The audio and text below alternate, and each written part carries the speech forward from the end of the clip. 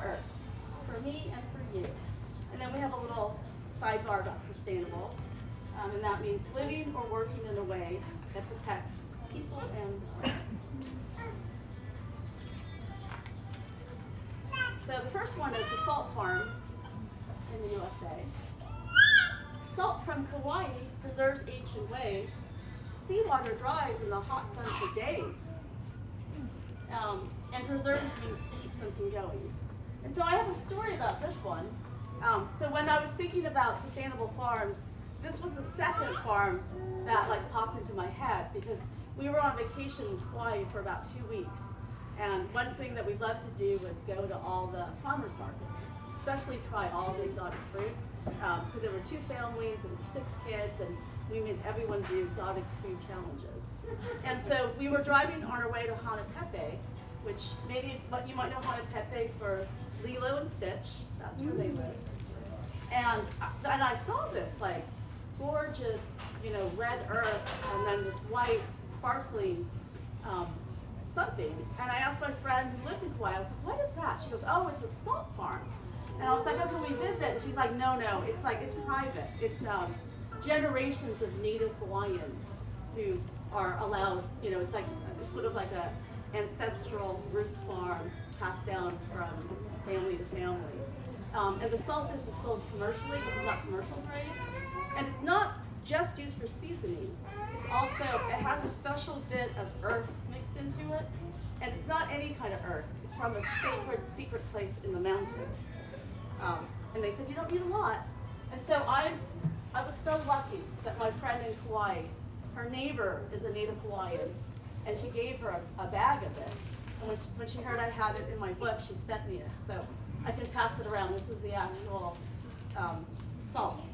And so when I first got my box of author copies, I took a tiny bit, because that's what you would do if you have a new home or a new outrigger canoe or something. You would sprinkle it, and it's kind of like a blessing. So that is my connection to Hawaii. The next one is this food forest in Kenya. In Nairobi, edible food forest unveil, a feast of guavas, bananas, and kale. Edible is something that is safe to eat. So the Kenyan story is that in our elementary school, in 2nd grade, kids study Mexico, China, and an African country. I think it's Kenya. Ghana. Oh, Ghana. It's Ghana. And I remember, because my kids are older now, the teachers all said, the kids think everyone in Africa lives in a remote village. And they don't think cities exist in Africa because they don't see it in any of the books. And so I didn't say I'll make it in the city, but the illustrator did it. And a food forest is my personal obsession. If I ever move and have an acre of land, I'm going to grow a food forest. And what it is, it's basically, it looks like nature, but it's man-made deliberate.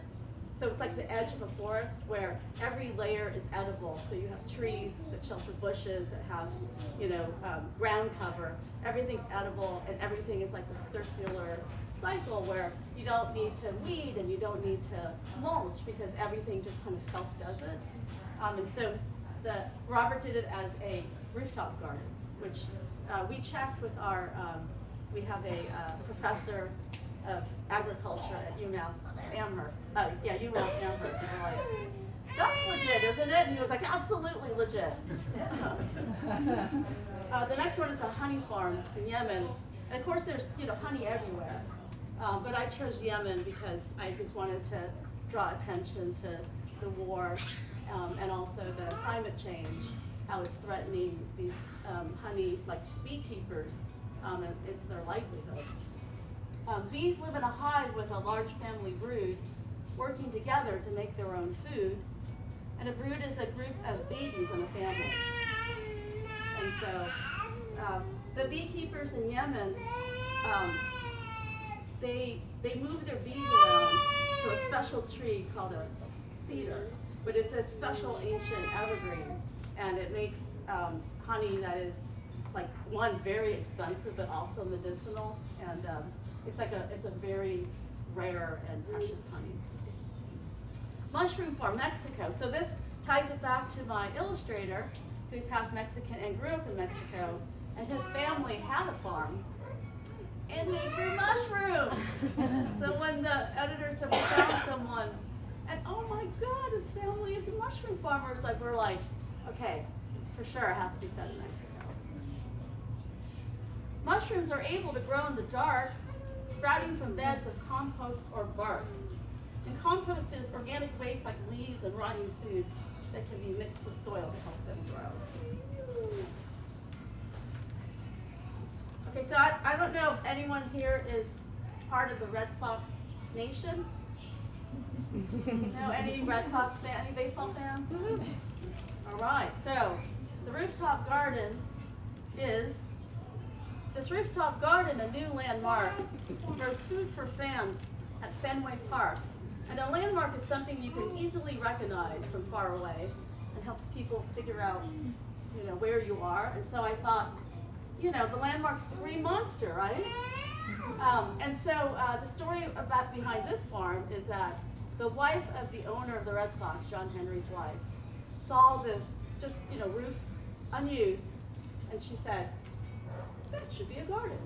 And so she turned it into a rooftop garden, and they actually use the food in the concession, so fans can eat the food, but they also use it as an education garden.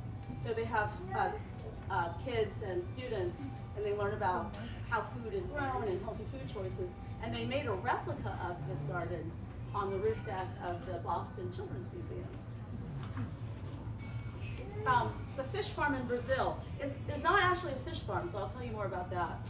The Enuane people built a log jam with hand-woven fish traps built in the dam. So a jam is something that blocks water in a river or makes it flow in a new direction, such as a pile of logs. So in the Amazon rainforest, there's a lot of indigenous people. The Enuane are one of them in Brazil, and they don't eat red meat. So their only source of protein is really fish. And what they do is when the rainy season comes and it floods, it kind of floods the whole area, when the water recedes, all the fish, have to follow the water flow, and they go to their old spawning grounds and they, lay their eggs. And then once they're done spawning, the Enuane people go on a fish camp for like 2 months, pretty far away, just the men and the boys. And then they just hand build this dam of sticks, and they weave these fish traps. And then they catch the fish and they smoke it. And that's their year's supply of fish.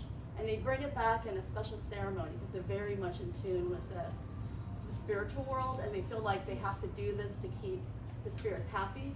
And I put in the back, and I think but they're in trouble. There's only like 500 of them, and they're building like a series of 3 dozen dams in Brazil that is like when they went for fish camp, there were no fish. And the government had to bring them a truckload of fish, but that's actually not the way they live. So I just wanted to draw attention to, how climate change and human decision, affects everybody. Vertical farm in Singapore. Tree-shaped gardens in giant towers collect rainwater and make solar power. So solar power is electricity made from sunlight. And so this is a man-made, it's almost like a tourist attraction, and it has a whole collection of flowers, orchids, and bromeliads. But the way it works is they recycle the water, and the water is also natural cooling. Singapore is very hot. There's also another vertical farm in the Endnotes called Sky Greens, and they basically grow these giant rows of Asian greens on rotating towers that they use water. They have water and pulleys that make the plants rotate, so it follows the sun. And because Singapore is such a small country, there's not a lot of land to grow produce, and so most of it has to be imported. It's a way for them to, have a local source, and it's very successful. This kind of idea of vertical gardening. terrace farm in Chile. Potatoes and quinoa grow on the hillside, where gardens and terraces hold back landslides. So terraces, steps built into a hillside to create more room for growing plants and to keep water from flowing downhill. So there's a lot of terrace farms. In fact, I wanted to do the one in Japan where my ancestral and relatives still have terrace farms in Japan where they grow rice. So there's a lot of in Asia and Southeast Asia. But I needed more in South America. So I decided to put it in Chile. And what's so interesting, it's different in Asia, is that this terrace farm, the land on the top is not really fertile. So they literally have to go down the mountain to the valley where the land is, the soil is rich, and haul it all up to put it in these terraces, right? And then because water is also pretty scarce and very precious, they build their own kind of little canals that wind around, so the water doesn't go straight off the mountain. It goes in this slower circular path that seeps in more slowly. And because the water starts at the top and goes down, they want to make sure that the farmers at the top don't get all the water. So they actually self-monitor it. Like each village has a water keeper, and they say okay, the water's coming. Okay, now that's your water. No, okay, now turn the water so it goes down to your neighbor. And because of this, the people that live here, they say we live a really abundant life. We grow enough food for ourselves and enough to sell, and it's it's a beautiful life. And so something as simple as rerouting the water, can change people's lives tremendously. Biosphere in Italy. Nemo's garden grows deep in the ocean, where greenhouse pods sway with gentle motion. So this is sort of a super interesting garden that I discovered. It's called Nemo's Garden. It's these pods, underwater pods, and they're chained to the ocean floor off the coast of Italy. And they grow like strawberries and basil and all kinds of herbs. And they find that they can grow it 10 months of the year, when it's sunny, but that it has more of everything. So the basil has a lot more of the essential oils, and they don't have to fight, insects. And they convert the salt water into fresh water, so it's a complete system. And so you might think that's a cool idea, but it's not real practical. You know what I mean? To get a pod strawberry, but what they're thinking is that this could be used in other environments, like outer space. So isn't that kind of a cool idea? For Mars, perhaps. Oyster farm. This one's in Australia, but the actual oyster farm, when I first thought of the idea that popped in my head, was the oyster farm in Duxbury. Farmers hatch oysters in nurseries, then grow them in cages that float at sea. So a nursery is a place where young creatures are cared for. So when my son was 14, he loves seafood. He loved lobster when he was 3. And one of his favorite foods is oysters on the half shell raw. So we took him to Island Creek Oyster Restaurant for his 14th birthday. And then I saw the sign on the wall that said oyster tours available. And I thought, I'm into education. I'm going to get us on that tour. And that's even going to be part of his birthday present. So I went to go sign up, and it was completely full for the entire summer. I was like, wow, these things are popular. So I waited a whole year, and I tried to sign up like in the fall for the summer. And I got the last 2 spots in August, or 3 spots. So we went on this incredible oyster farm tour and learned how they spawn, from oysters, how they get them to get pregnant and then spawn, and then they grow them in all these different tanks, and they grow their own seaweed, all different kinds of seaweed to feed them in all different stages of life, and how the oysters grow from teeny tiny to this size, and then they put them in shakers so that they rattle around and become more round, because that's a better oyster on the half shell. And then they put them in bags in estuaries, which is where the salt water and fresh water. It's kind of like a riverish type, because then they have more flavor. It's kind of like wine. And then finally, they go out at sea where they hang in these bags, and they took us on a boat, and they gave us our own shucking knife. And then they pulled the oysters up and said, eat as many as you want. You shuck them, eat them, and throw the shell in the water. And that, for my family, that was heaven. So that's how the oyster, and that was, when I said sustainable farm, I was like, oyster farm, salt farm. And I was like, I just need 10 more. I can do this.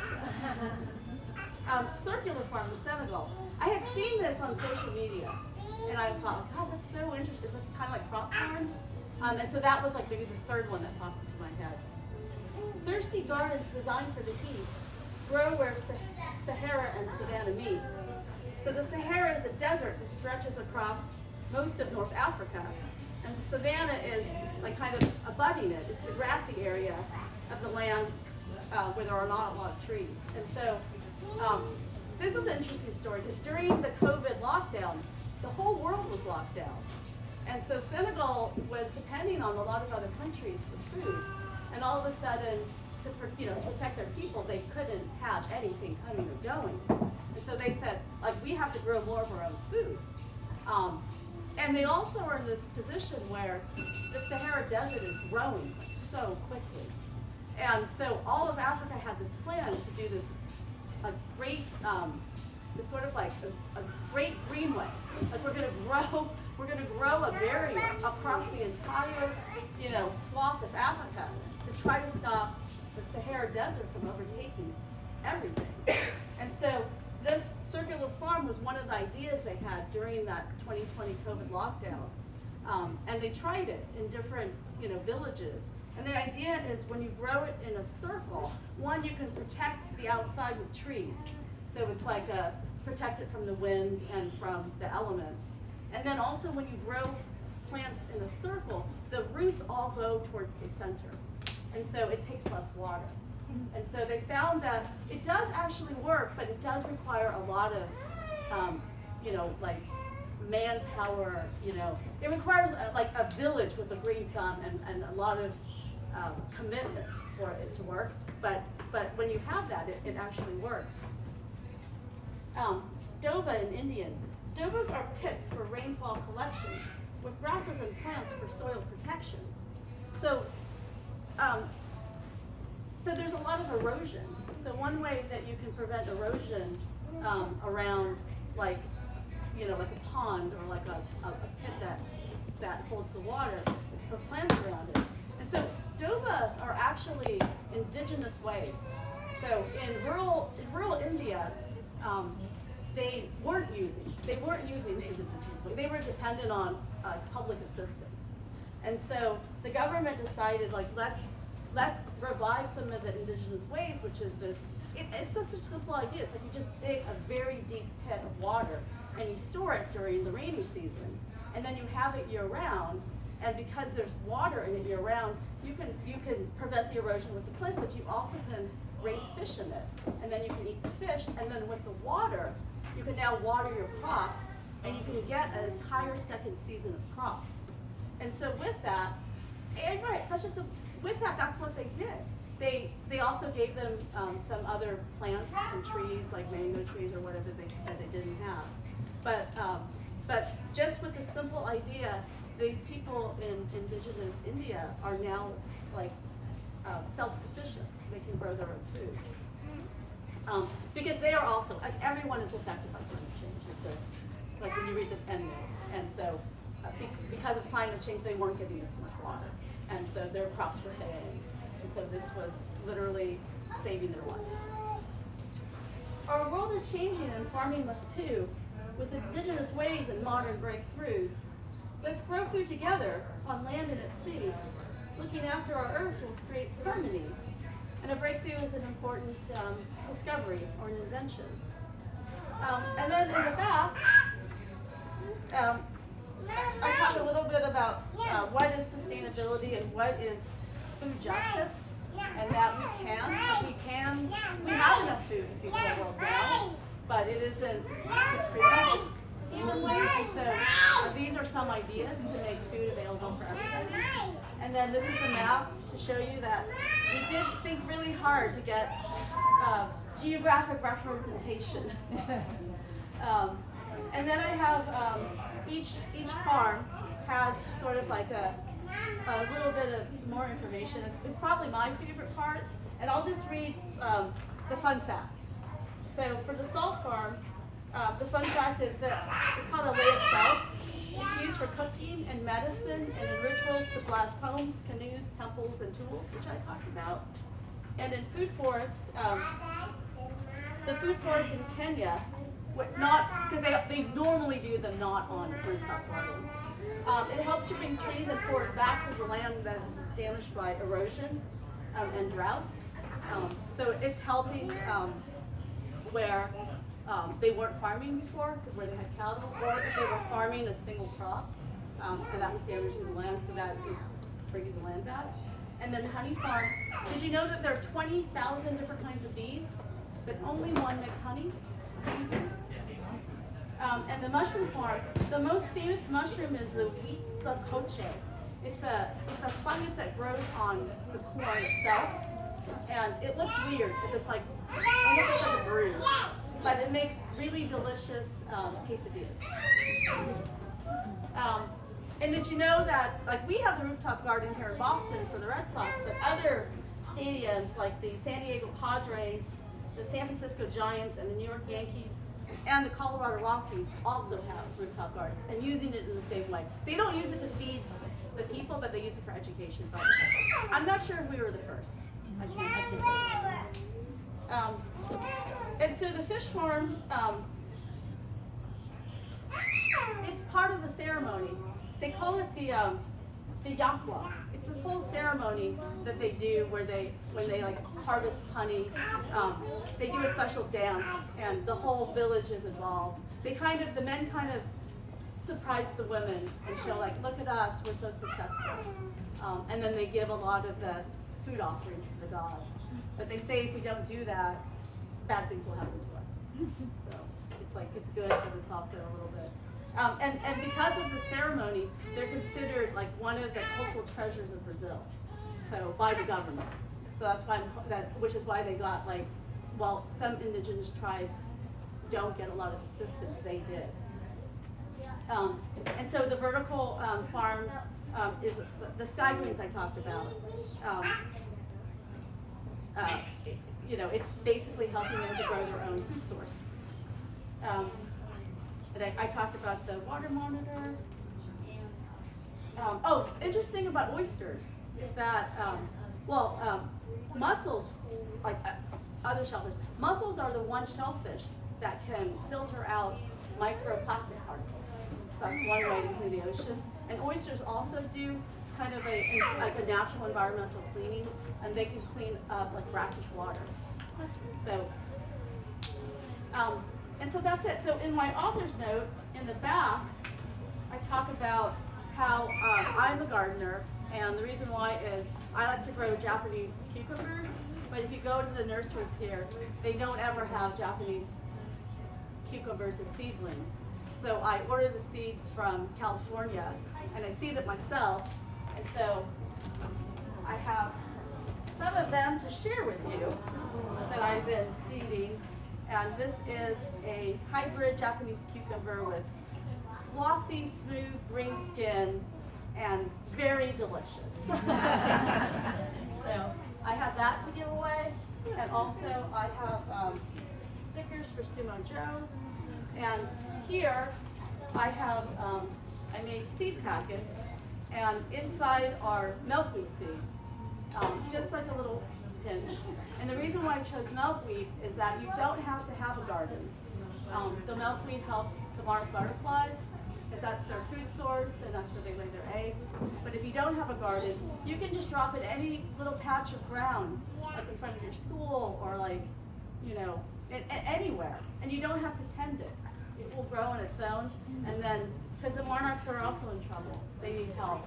And so you'll help with the whole monarch migration, which includes our area. And so feel free to take these and you know, for each of your kids and scatter them, and, you know, mentally a little blessing that we hope it grows and helps our monarch friends. Thank you so much for coming.